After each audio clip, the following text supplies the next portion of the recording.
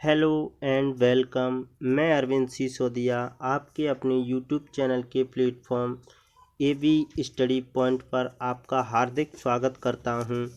तो गाइस, हम घटना चक्र बुक को सॉल्व कर रहे हैं। इसमें हमने 27 तक क्वेश्चनों को सॉल्व कर लिया था। इसके आगे हम बढ़ते हैं और हम इसका संपूर्ण अध्ययन करेंगे और इस बुक को कंप्लीट करेंगे गाइस। इसी के साथ हम आगे बढ़ते हैं क्वेश्चन नंबर आगे की तरफ। तो हमने क्वेश्चन नंबर 27 तक यहाँ तक सॉल्व कर लिया था गाइस। कहाँ तक? यहाँ तक।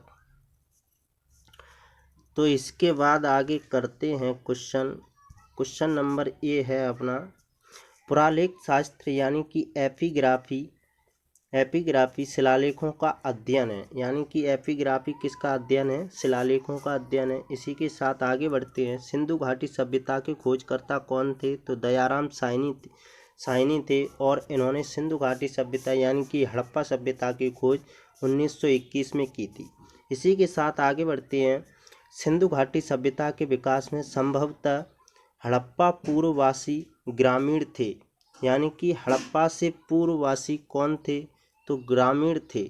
ठीक है, ग्रामीण संस्कृतियों का योगदान था, ना कि द्रविड़ व वैदिक आर्यों का। ओके, क्वेश्चन नंबर ए है अपना। इसी के साथ हम आगे बढ़ते हैं। क्वेश्चन अगला है जली हुई ईंटों के मकान प्रथम यथार्थ मेहराब पूजा स्थल व कला व स्थापत्य में से जली हुई ईंटों के मकान सिंधु सभ्यता की महत्वपूर्ण विशेषता थी।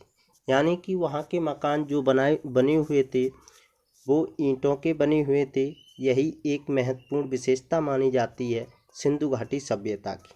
इसी के साथ हम आगे बढ़ते हैं। प्राचीन भारतीय लोग मुख्यतः तांबा का प्रयोग करते थे। यानी कि पहले जो प्राचीन काल में जो लोग रहते थे वो तांबा धातु का सर्वप्रथम प्रयोग किया था उन्होंने। इसी के साथ हम आगे बढ़ते हैं।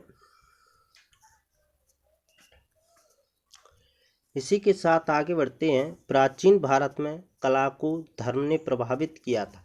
यानी कि प्राचीन भारत में जो कला थी उसे धर्म ने प्रभावित किया था। इसी के साथ आगे बढ़ते हैं। प्राचीन काल में लोग पत्थर के औजारों को आकार देने के लिए पत्थर का ही प्रयोग करते थे। यानी कि जो लोग पत्थर के औजार बनाते थे उसमें पत्थर का ही प्रयोग किया करते थे। इसी के साथ आगे बढ़ते हैं। सिंधु सभ्यता के लोग जौ चावल गेहूं से परिचित थे। उन्हें आलू का ज्ञान नहीं था। इसी के साथ आगे बढ़ते हैं। सिंधु घाटी सभ्यता के लोग कांसा तांबा टिन सोने चांदी से परिचित थे, लेकिन उन्हें लोहे का ज्ञान नहीं था गाइस। इसी के साथ हम आगे बढ़ते हैं। हड़प्पा सभ्यता के दौरान आयात की सबसे महत्वपूर्ण वस्तु क्या हुआ करती थी? तो धातु और बहुमूल्य पत्थर हुआ करती थी गाइस। क्या हुआ करती थी? धातु और बहुमूल्य पत्थर हुआ करती थी गाइस। इसी के साथ हम आगे बढ़ते हैं। सिंधु घाटी स्थल कालीबंगा घग्गर नदी के तट पर स्थित है। यानी कि कालीबंगा जो राजस्थान में है वह घग्गर नदी के तट पर स्थित है।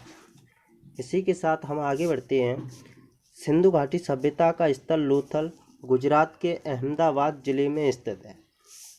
ओके गाइस, और यही एक सिंधु घाटी सभ्यता का यानी कि बंदरगाह माना जाता है लोथल। इसी के साथ हम आगे बढ़ते हैं। चूंदड़ों से किसी दुर्ग का अस्तित्व नहीं मिला। यानी कि यहाँ से किसी भी किले का या दुर्ग का अस्तित्व नहीं मिला चूंदड़ों से। इसी के साथ आगे बढ़ते हैं। धौलावीरा गुजरात के कच्छ जिले व भचाऊ तालुका में स्थित है। यानी कि धौलावीरा है जो गुजरात में स्थित है कच्छ जिले में। ओके, इसी के साथ आगे बढ़ते हैं। कालीबंगा से अग्नि वेदिकाएँ प्राप्त हुई। यानी कि कालीबंगा से क्या प्राप्त हुई? अग्नि वेदिकाएँ प्राप्त हुई। कालीबंगा पड़ता है राजस्थान राज्य में गाइस। इसी के साथ आगे बढ़ते हैं हम। सिंधु घाटी सभ्यता आर्यों के भारत में उदय से पूर्व विद्यमान थी। उनके उदय के समय तक यह नष्ट हो गई थी। यानी कि जब तक आर्य वैदिक काल में आए थे तब तक सिंधु घाटी सभ्यता समाप्त हो गई थी। इसी के साथ आगे बढ़ते हैं। धोलावीरा, लोथल, कौशाम्बी तथा कालीबंगा में से कौशाम्बी स्थल सिंधु घाटी सभ्यता से संबंधित नहीं था। धोलावीरा था, लोथल था, कौशाम्बी था, कालीबंगा था, लेकिन कौशाम्बी नहीं था। ओके, इसी के साथ आगे बढ़ते हैं। हड़प्पा कालीन घर ईंटों के बने थे, यानी कि जो मकान बने हुए थे वह ईंटों के ही बने हुए थे। इसी के साथ आगे बढ़ते हैं। मेसोपोटामिया के साथ सिंधु घाटी सभ्यता के लोग का व्यापारिक संबंध था, यानी कि सिंधु घाटी सभ्यता के लोगों का व्यापारिक संबंध क्या हुआ करता था, तो मेसोपोटामिया हुआ करता था। इसी के साथ आगे बढ़ते हैं।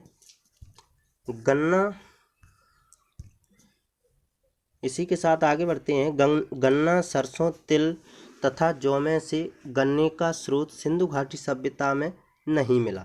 सरसों का मिला, तिल का मिला, जौ का मिला, लेकिन गन्ने का स्रोत सिंधु घाटी सभ्यता में देखने को नहीं मिला गाइस। इसी के साथ आगे बढ़ते हैं। लोथल, कालीबंगा, नागार्जुनकोंडा तथा रोपड़ में से हड़प्पा सभ्यता के अवशेष नागार्जुनकोंडा से प्राप्त नहीं हुए। कहाँ से प्राप्त नहीं हुए? नागार्जुनकोंडा से प्राप्त नहीं हुए। इसी के साथ हम आगे बढ़ते हैं और क्वेश्चनों की ओर गाइस। अगर वीडियो को अच्छा लगे तो लाइक और सब्सक्राइब जरूर करें चैनल को, और शेयर करना ना भूलें गाइस। इसी के साथ हम आगे बढ़ते हैं। क्वेश्चन नंबर, सिंधु घाटी की सभ्यता हड़प्पा संस्कृति से संबंधित है, यानी कि ये सभ्यता हड़प्पा संस्कृति से ही संबंधित थी और सबसे पहले हड़प्पा की ही खोज की गई थी गाइस। इसी के साथ आगे बढ़ते हैं। सिंधु घाटी सभ्यता का बंदरगाह नगर लोथल हुआ करता था, जो कि गुजरात राज्य में, यानी कि अहमदाबाद के जिला गुजरात में स्थित है। इसी के साथ आगे बढ़ते हैं। मोहनजोदड़ो सिंधु प्रांत के लरकाना जिले में स्थित है, यानी कि मोहनजोदड़ो कहाँ पर स्थित है? सिंध प्रांत के लरकाना जिले में स्थित है। अगला क्वेश्चन देखते हैं गाइस। रंगपुर में मिले सिंधु घाटी के भाग्यावशेष भारत के अहमदाबाद के नज़दीक अवस्थित है, यानी कि रंगपुर कहाँ पर स्थित है? अहमदाबाद के नज़दीक में स्थित है। और यहाँ से क्या मिला था? तो भग्नावशेष मिले थे। तो इसी के साथ आगे बढ़ते हैं। सिंधु घाटी की सभ्यता को नगर योजना के क्षेत्र में विशिष्टता हासिल थी, यानी कि सिंधु घाटी सभ्यता एक नगरीय सभ्यता थी। इसी के साथ आगे बढ़ते हैं हम। हड़प्पा सभ्यता में भवनों का निर्माण पक्की ईंटों से किया गया था। ये क्वेश्चन बहुत ही रिपीट हुआ है गाइस। एक क्वेश्चन बहुत ही इम्पोर्टेंट क्वेश्चन है। ये क्वेश्चन बार बार देखने को मिल रहा है, इसलिए ये बुक बेस्ट मानी जाती है सभी एग्जामों के लिए। इसी के साथ आगे बढ़ते हैं। लोथल एक स्थल है जहाँ सिंधु घाटी की गोदी पाई गई थी, यानी कि क्या पाई गई थी? गोदी, यानी कि डॉकयार्ड, यानी कि बंदरगाह। ठीक है, बंदरगाह पाया गया था लोथल, जो कि गुजरात राज्य में स्थित है। इसी के साथ आगे बढ़ते हैं। मोहनजोदड़ो का स्थानीय नाम माउंट ऑफ द डेड है, यानी मोहनजोदड़ो को किस नाम से जाना जाता है?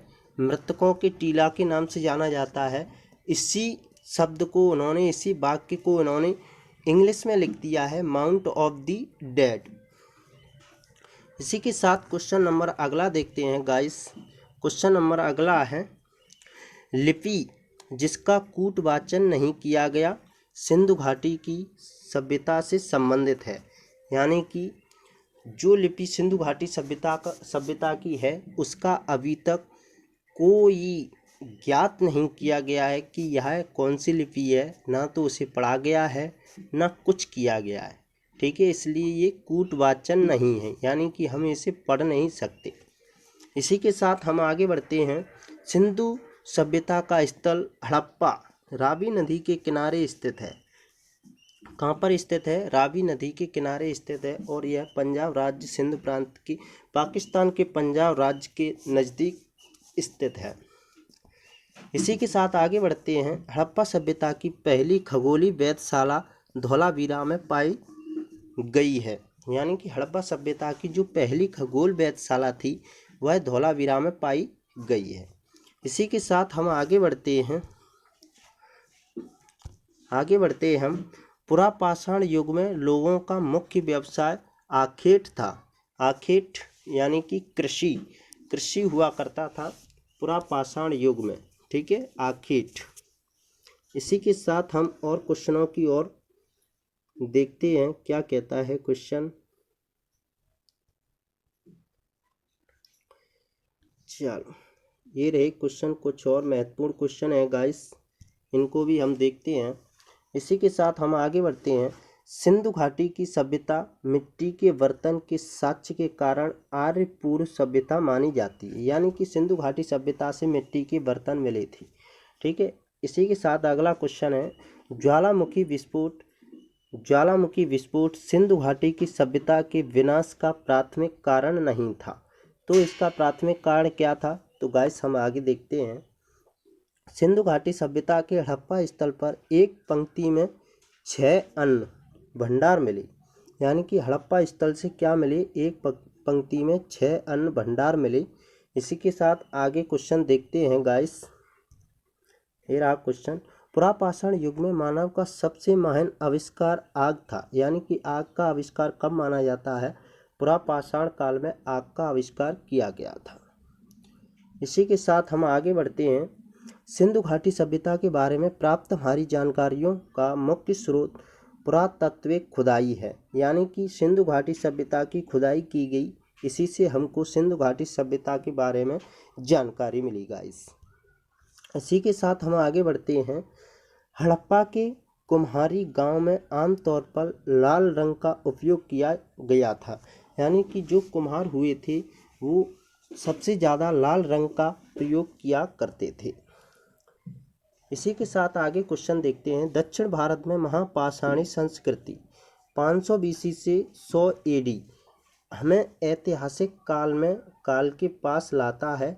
महापाषाणियों ने बड़े पत्थरों के टुकड़ों से घिरे कब्र का उपयोग किया था। यानी कि महापाषाण संस्कृति में ही ये पत्थरों का ही उपयोग किया जाता था कब्र वगैरह खोदने के लिए, और उसमें उपयोग करने के लिए पत्थरों का ही प्रयोग किया जाता था, जो आज भी हो रहा है। सिंधु घाटी में खुदाई के लिए ये क्वेश्चन है गाइस। सिंधु घाटी में खुदाई किए गए अवशेषों में से मोहरें वाणिज्यिक और आर्थिक विकास को निर्दिष्टित करती है। यानी कि मोहरें। ठीक है। इसी के साथ आगे बढ़ते हैं। सिंधु घाटी सभ्यता के स्थलों में से हड़प्पा स्थल भारत में स्थित नहीं है। इस गाइस ये ऑब्जेक्ट टाइप में आई हुई क्वेश्चन है, उनमें से एक एक ऑब्जेक्ट को उठा करके इसके आंसर को ले लिया गया है, इसलिए ये 1 लाइनर क्वेश्चन में बदल दिया गया है। इसी के साथ आगे बढ़ते हैं।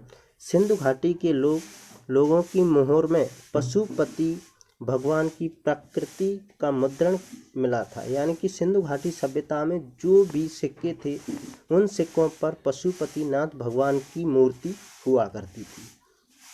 इसी के साथ हम गाइस आगे बढ़ते हैं।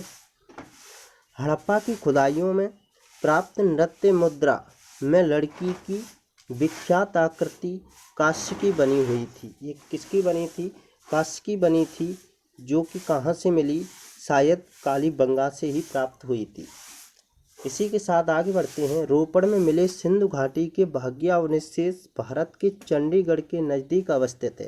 यानी कि रोपड़ कहाँ पर स्थित है? तो चंडीगढ़ के निकट स्थित है रोपड़ किस में आता है? तो चंडीगढ़ राज्य में आता है। इसी के साथ हम आगे बढ़ते हैं। मोहनजोदड़ो की खुदाई वर्ष 1922 में की गई थी और हड़प्पा की खुदाई 1921 में की थी। और यह मोहनजोदड़ो की खुदाई किसने की थी? तो राखलदास बनर्जी के द्वारा किया गया था। इसी के साथ गाइस हम आगे बढ़ते हैं और क्वेश्चनों की ओर चलते हैं गाइस। तो देखते हैं हम 27 से आगे हमने क्वेश्चनों को कर लिया है गाइस। तो अब आता है अपना वैदिक काल। क्या आता है? वैदिक काल में जो क्वेश्चन आए हुए हैं गाइस हम उनको और करते हैं। यहाँ से हमारा दूसरा चैप्टर स्टार्ट हुआ है, वैदिक काल। ठीक है, जो एक प्राचीन भारतीय इतिहास का एक भाग माना जाता है। तो देखते हैं किस वेद में बीमारियों का उपचार दिया गया है, तो यह अथर्ववेद में दिया गया है। अथर्ववेद जादू टोना तंत्र मंत्र से संबंधित है और इसमें बीमारियों का ही उपचार दिया गया है अथर्ववेद में। दूसरा क्वेश्चन है सत्यमेव जयते का अर्थ क्या है? सत्य की ही विजय होती है, यही एक अर्थ है सत्यमेव जयते।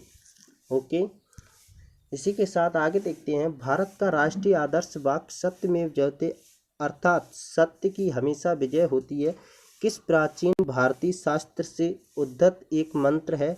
तो मुंडको उपनिषद से लिया गया है ये सत्यमेव जयते। किससे लिया गया है? मुंडको उपनिषद से लिया गया है। इसी के साथ हम आगे बढ़ते हैं गाइस। भारत का राष्ट्रीय आदर्श वाक्य क्या है? तो सत्यमेव जयते। ये किससे लिया है? मुंडको उपनिषद से लिया गया है। इसी के आगे बढ़ते हैं।